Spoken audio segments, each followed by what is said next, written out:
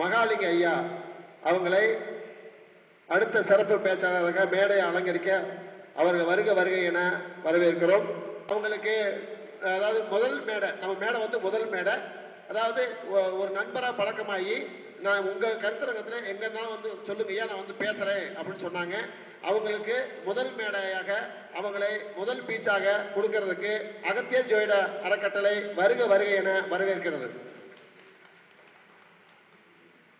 ஜோதிட உள்ளங்களுக்கு அனைவருக்கும் வணக்கம். இந்த பிரபஞ்சத்தை வணங்கி எனது குருமார்களாகிய குருவையும் வணங்கி இந்த மேடையை அலங்கரிக்க வந்த இந்த மேடை தலைவர் சந்திரசேகர் ஐயர் அவர்களுக்கும், பேர் என்னங்க, திரு துரைசாமி அவர்கள், பேரு அவருங்க ஒருங்கிணைப்பாளர் ராதாகிருஷ்ணன் ஐயா அவர்களையும் வணங்கி, நம்ம பொன்னையா சாமி அவர்களையும் வணங்கி, என்னோட இந்த மேடையில வந்து பொன்னையா சாமி ஒரு நாளைக்காவது சந்திப்புனான் இருந்தேன். அது இன்னைக்கு எனக்கு அந்த பாக்கியம் கிடைச்சிருக்குது. காலபுருஷ தத்துவத்தை இந்த 12 பாக்ஸுக்குள்ள தோண்டி தோண்டி போடுவார். அப்ப இந்த 12 பாக்ஸுக்குள்ள என்ன இருக்குது அப்படின்னா இல்லாதது எதுவுமே இல்லை. ஜோதிடத்துக்குள்ள நம்ம இந்த 9 கிரகமுமே நம்மளுக்கு காரகத்தத்துவம் வேலை செஞ்சு கொண்டுதான் இருக்குது. இன்னைக்கு எடுத்துட்டோம்னா உத்திரட்டாதி நட்சத்திரம். அப்ப உத்திரட்டாதி நட்சத்திரம்னா இன்னைக்கு சனி பகவானுடைய ஆதிக்கம் இன்னைக்கு அதிகமா இருக்குது அப்படின்னா திருக்கொள்ளிக்காடு, அப்ப இந்த திருத்துறைப்பூண்டி அப்படிங்கிற இடத்துல நம்மளை இழுத்துட்டு வந்திருக்குது. இந்த ஜோதிட உள்ளங்களை எல்லாம் நம்மளை சந்திக்க வச்சிருக்குது. இதையெல்லாம் சந்திக்க வைக்கிறதுக்கு நம்மளுக்கு இறைவன் கொடுத்த வரம் இந்த பிரபஞ்சம். பிரபஞ்சம் அப்படின்னா நம்மளுக்குள்ள வந்து அது தோண்டி போட்டுட்டே இருக்குது. நம்ம ஒரு நாளைக்கு வந்து எத்தனை ஜாதகம் பார்க்குறோம். ஞாயிற்றுக்கிழமை திங்கக்கிழமை ஆனால் நான் நைட்டு 8 மணி வரைக்கும் கூட பார்ப்பேன். அந்த அளவுக்கு ஐயா அன்னைக்கு வந்திருந்தாரு, அன்னைக்கு வந்துருந்த போதும் கூட கூட்டம் பார்த்தீங்கன்னா 30 பேர் இருப்பாங்க. அப்போ பார்த்தோம்னு சொன்னால் இத்தனை பேரையும் நம்ம சொல்ல முடியுமா அப்படிங்கிறது இல்லை. ஒவ்வொரு ஜாதகத்துக்கும் ஒன்று ராகு திசை வருது, ஒன்று கேது திசை வருது, ஒன்று குரு திசை வருது, ஒன்று புதன் திசை வருது, சந்திரன் திசை வருது, சுக்கிரன் திசை வருது. ஒவ்வொன்றுக்கும் ஒவ்வொன்று விதமாக பலன் தான் வருது. எல்லா ஜாதகத்திலையும் ஒரே மாதிரி பலன் சொல்லுவதில்லை. நான் சொல்றது வந்து பாரம்பரியத்தை எடுத்து தான் சொல்றேன். எல்லாருக்கும் ஜோதிடம் என்பது அடிப்படை என்பது நம்மளுக்கு பாரம்பரியத்திலிருந்து வந்திருக்கிறதுனால பாரம்பரியத்தை தான் நான் படிச்சிருக்கிறேன். அதனால எனக்கு பாரம்பரியத்தை பற்றி தான் பேசுவேன். அதாவது என்னன்னா ஜோதிடம் அப்படிங்கிறது அதாவது ஒரு திசையின் பலன், அதனுடைய புத்தியின் பலன், அதனுடைய சூட்சம அந்தர பலன். இதையெல்லாம் கூட நம்ம ஒரு 3/4 மணி நேரம் 40 நிமிஷம் பேசுறோம்னா இந்த சூட்சம அந்தரமத்துக்குள்ளையும் கூட நம்ம போக முடியறது இல்லை. அப்போ ஒரு தசாபுத்தி சொல்றோம், அடுத்தது புத்தி சொல்றோம், அடுத்தது கோச்சார நிலைங்கிறத கிரகங்கள். அப்ப குரு எந்த இடத்துல இருக்கிறாரு, சனி பகவான் எந்த இடத்துல இருக்குது, ராகு கேதுகள் எந்த இடத்துல இருக்குது. அப்ப இவர்கள் எல்லாமே நம்மளுக்கு நம்ம உடம்புல எப்படி எல்லா கிரகங்களும் நம்மளுக்கு வேலை செஞ்சு கொண்டு தான் இருக்குது. கண் இல்லாம பார்க்க முடியாது, வாய் இல்லாம பேச முடியாது, நம்ம உறுப்புகள் அத்தனையும் இயங்கிக் கொண்டுதான் இருக்கிறது. அப்ப நமக்கு 9 நவகிரகங்களும் நம்மளை செயல்படுத்தி கொண்டுதான் இருக்கிறது. இந்த ஜோதிடம் என்பது கடல் அளவு, கற்றது கையளவு, கல்லாதது உலகளவு. இந்த ஜோதத்தை படிக்க படிக்க நாம் முன்னாம் எத்தனை ஜோதிடர்கள் வந்தாலும் வளர்ந்து கொண்டே இருக்கணும். அதனால இன்னும் ஜோதிடர்கள் வளர வேண்டும். இந்த ஒருங்கிணைப்பை வந்து இதையெல்லாம் வந்து ஜோதிடர்கள் வளர வேண்டும். இன்னும் அந்த ஜோதிட கருத்தை எல்லாம் உலகெல்லாம் கொண்டு போய் கொடுக்கணுங்கிறதுக்காக இந்த மனம் இருந்தால் தான் இதை செய்ய முடியும். அப்போ ஐயா வந்து இந்த ஜோதிடர்களை எல்லாம் இங்கே வர வச்சு சில கருத்துக்கள் எல்லாருக்கும் கொடுக்கணும். இன்னும் ஜோதிடர்கள் வளர வேண்டும், இந்த அறிவுரைகள் எல்லாமே வர வேணும். அப்படிங்கிறதுக்காக இந்த ஒரு முதன்மையான எண்ணம் யாருக்கு வரணும் அப்படின்னா இதுவும் பிரபஞ்சம்தான் அவருக்கு கொடுத்துருக்குது. அப்ப கொடுத்ததுனால தான் இவர் வந்து அந்த இத்தனை ஜோசியர்களையும் வர வச்சு இதை மட்டுமல்ல, இங்க இருக்கிறவங்களை மட்டுமல்ல, இதை உலகளவுக்கு இந்த ஜோதிட கருத்துக்களை கொண்டு போக வேண்டும் என்பது கருத்து. அப்ப இந்த ஜோதிடம் என்பது இன்னைக்கு வேறு பார்த்தோம்னு சொன்னால் ஜோதிட கருத்து என்பது இப்போ ஒரு சனி பகவானுடைய நட்சத்திரமாகி இன்னைக்கு உத்திரட்டாதி நட்சத்திரம் பிரதமை திதி அப்போ விழுந்திருக்கிறதுனால இன்னைக்கு சனி பகவானுடைய பலனைவே நான் சொல்லி முடிச்சுக்கிறேன். அப்போ சனி வந்து ஒருத்தருக்கு எல்லாருக்குமே கெடுதல் தான் பண்ணுதான்னா இல்லை, கோடீஸ்வரர் ஆக்குறதும் சனிதான்.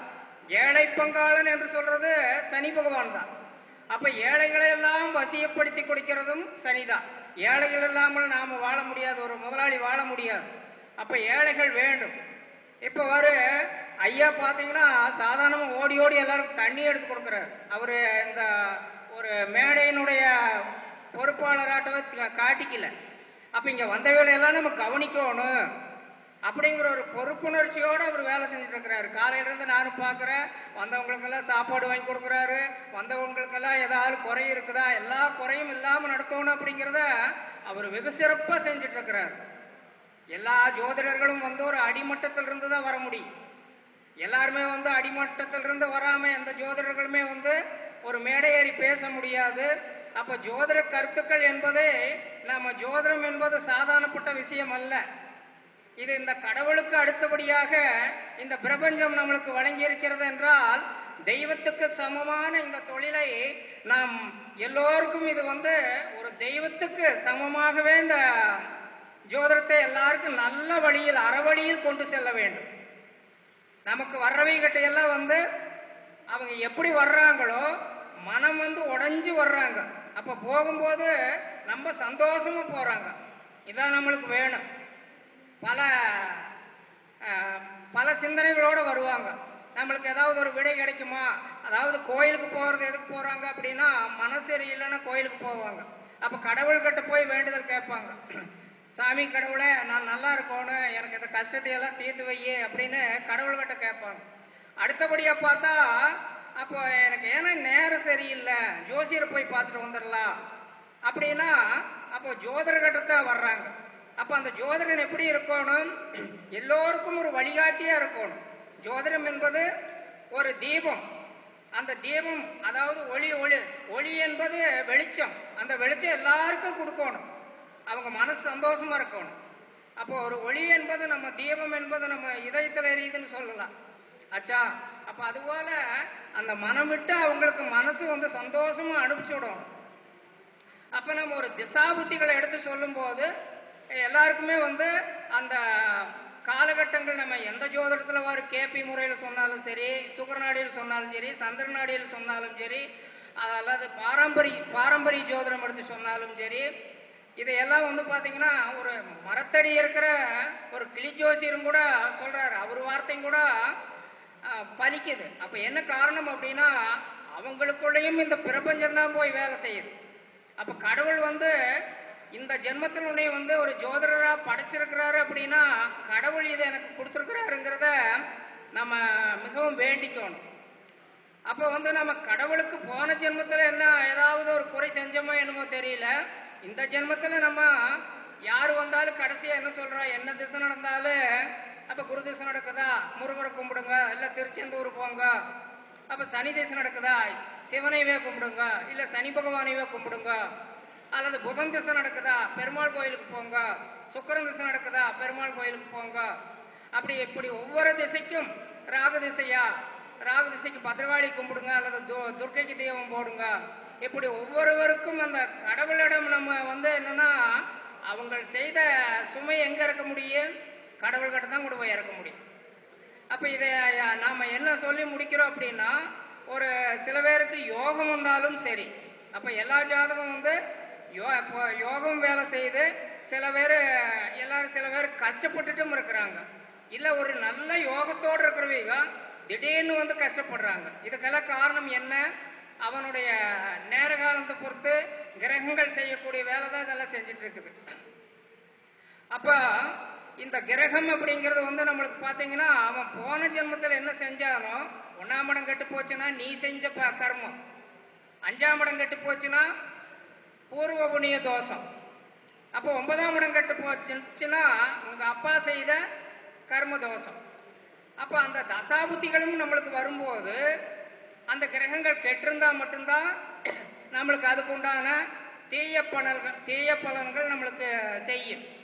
ஆனால் அதே நம்மளுக்கு இந்த 1ஆம் இடம் 5ஆம் இடம் 9ஆம் இடமெல்லாம் நல்லா இருந்தது அப்படின்னா அவங்களுக்கு எந்த கர்மதோஷம் இல்லை.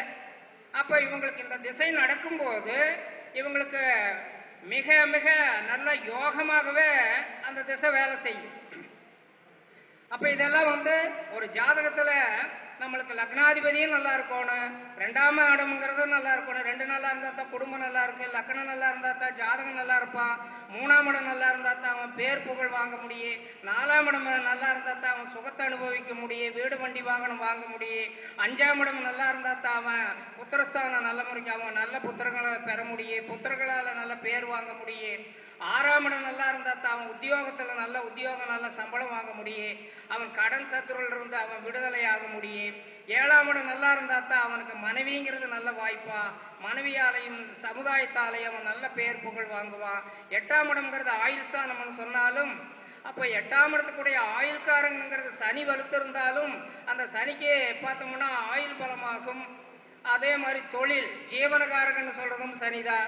அப்போ ஜீவனம்ங்கிறதும் அவர் தான் கொடுக்குறாரு, ஆயிலையும் அவர் தான் கொடுக்குறாரு. அதே மாதிரி சனி நம்மளுக்கு பார்த்தீங்கன்னா இதுல எல்லாம் சனி பகவானை நம்ம தோத்திரம் பண்றோம். அப்போ அதே மாதிரி நம்மளுக்கு சனி ஒரு ஜாதகத்தில் 2, 5, 8, 11 இந்த இடங்களில் இருந்தாலும் ஒருவருக்கு ஜாதகரை கோடீஸ்வரர் ஆக்குது. 5ஆம் இடத்தில் இருந்தாலும் அவர் யோகவான் என்று சொல்லலாம். இதே மாதிரி சனி பகவான் குருவுக்கு 5ஆம் இடமோ 7ஆம் இடமோ 9ஆம் இடத்திலிருந்து குரு அவரை பார்க்கும் போதும் இது கோடீஸ்வர யோகம் ஆக்குது. அப்போ சனி சில பேருக்கு சனி திசை நடக்கும்போது பல கோடிக்கு அதிபதியாக ஆக்கிற ஜாதகத்தையும் பார்ப்போம். அதே சனி திசை நடக்கும்போது ஒருத்தரை தலகளா அதாவது குப்புற கமுந்து அவனுக்கு ஒன்றும் இல்லாமல் எல்லாமே தொலைச்சி முடிச்சு கட்டி அவனை சாதாரணமாக்க வைக்கிறதும் இந்த சனி பகவான் தான். அதனால இன்னைக்கு பார்த்தோம்னா இப்போ சனி பயிற்சியும் கூட நம்மளுக்கு பார்த்தோம்னா திருக்கணித பிரகாரம் பார்த்தோம்னா நம்மளுக்கு ஒரு விதமாக இருக்கு. அதில் நம்ம இத்துடன் என் கருத்துக்களை முடித்துக் கொள்கிறேன். எல்லா ஜோதிட உள்ளங்களுக்கும் நன்றி கூறி என் வணக்கத்தை தெரிவித்துக் கொள்கிறேன். நன்றி, வணக்கம்.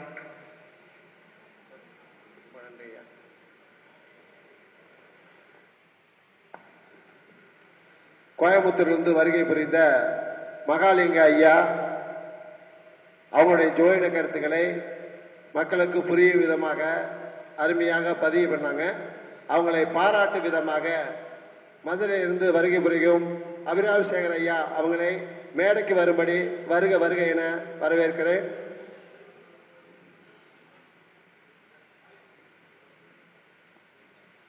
இந்த மண்டபத்தினுடைய நிர்வாகியாக ராஜேந்திர ஐயா அவங்களையும் வருக வருக என வரவேற்கிறேன்.